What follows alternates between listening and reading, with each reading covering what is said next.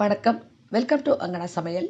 இன்னைக்கு நம்ம ஒரு கப் கோதுமை மாவுல ரொம்ப சூப்பரான ஒரு சாஃப்ட்டான ஸ்வீட்டா ரெடி பண்ண போறோம். ரொம்ப ஒரு ரிச்சான ஸ்வீட் மாரி டேஸ்ட் ரொம்பவே நல்லாயிருக்கும்.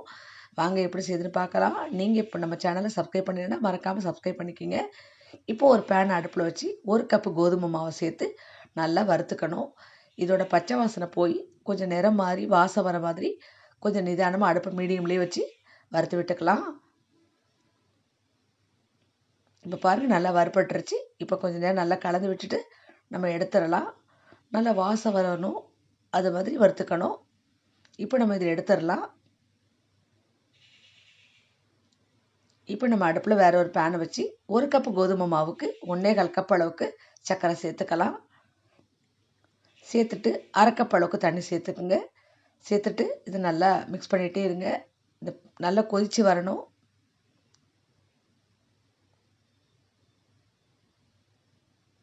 இப்போ இது பாகு நல்லா கொதித்து வருது. இந்த நேரத்தில் நம்ம பாகு பதம் செக் பண்ணிக்கலாம்.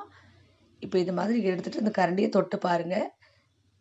இது மாதிரி செய்து பாருங்கள். இது வந்து ஒரு லைட்டாக ஒரு கம்பி மாதிரி வந்து கட் ஆகும். அதுதான் ஒரு கம்பி பதம். பாருங்கள், இந்த மாதிரி ஒரு கம்பி மாதிரி வந்து கட் ஆகுது. இப்போ இந்த பாகு பதம் கரெக்டான பதம். இந்த நேரத்தில் நம்ம வறுத்து வச்சுக்கிற கோதுமை மாவை சேர்த்துட்டு நம்ம மிக்ஸ் பண்ணிகிட்டே இருக்க வேண்டியது தான்.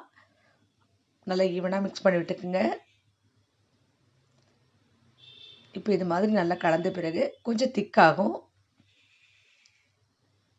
பாருங்கள், இந்த மாதிரி நல்லா திக்காக இருக்குது. இந்த நேரத்தில் ஒரு 2 டேபிள் ஸ்பூன் அளவுக்கு நான் தேங்காய் துருவல் சேர்த்துக்கிறேன். இது கூடவே கொஞ்சமாக ஏலக்காய் பொடி, ஒரு பிஞ்ச் அளவுக்கு உப்பு எல்லாமே சேர்த்துட்டு ஒரு 2 ஸ்பூன் அளவுக்கு நெய் விட்டுக்குங்க. இப்போ இது நல்லா கலந்துக்கிட்டே இருக்கணும். உங்களுக்கு இது வந்து நெய் பிரிஞ்செல்லாம் வராது.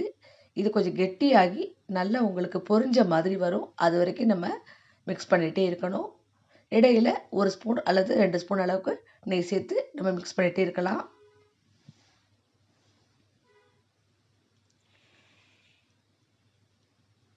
இப்போ நம்ம இன்னொரு ஸ்பூன் நெய் சேர்த்துக்கலாம். இப்போ இது மாதிரி நல்லா மிக்ஸ் பண்ணிகிட்டே இருக்கும்போது நல்லா சுருண்டு வரும். இப்போ பாருங்கள், நல்லா சுருண்டு திக்காகி வந்துருச்சு. இப்போ நம்ம அப்படியே மிக்ஸ் பண்ணிகிட்டே இருக்கணும். நல்லா ஒரு பொரிஞ்ச மாதிரி வரும். பாருங்கள், உங்களுக்கு பார்த்தாலே தெரியும். பாருங்கள், பொரிஞ்சு வருது. இந்த மாதிரி ஸ்டேஜ் வந்த பிறகு நம்ம கொஞ்சம் இந்த மாதிரி திருப்பி திருப்பி விட்டுட்டு இன்னும் 1 ஸ்பூன் நெய் விட்டுட்டு நம்ம இதை எடுத்துடலாம்.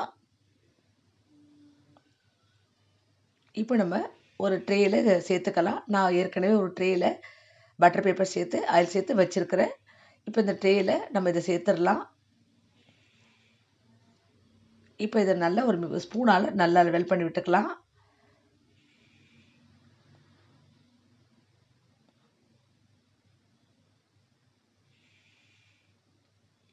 இப்போ நம்ம இதை ஒரு 1/2 ஹவருக்கு அப்படியே ஆற வச்சு பார்த்துக்கலாம். அது வரைக்கும் அப்படியே இருக்கட்டும். இப்போ ஒரு 1/2 ஹவர் ஆயிடுச்சு. இதை நம்ம டிமோல்ட் பண்ணிக்கலாம்.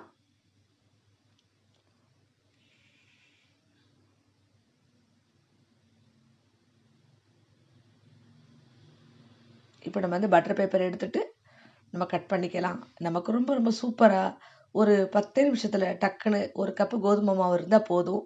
ஈஸியாக இது மாதிரி ஒரு ரிச்சான டேஸ்ட்டில் நம்ம ஒரு ஸ்வீட் ரெடி பண்ணிடலாம். இப்போ இதை நம்ம கட் பண்ணிவிட்டு பார்க்கலாம். நல்லா சாஃப்டாக சாப்பிடவே ரொம்ப டேஸ்ட்டாக இருக்கும். சாப்பிட சாப்பிட திகட்டாமல் நல்லா இருக்கும். நீங்கள் இது மாதிரி செஞ்சு பாருங்கள். நம்ம கட் பண்ணிவிட்டு காமிக்கிறேன்.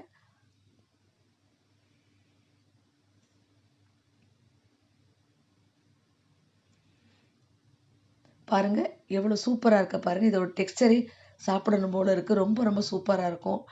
நீங்கள் இதை வந்து 2 நாள் 3 நாள் கூட வச்சு சாப்பிடலாம்.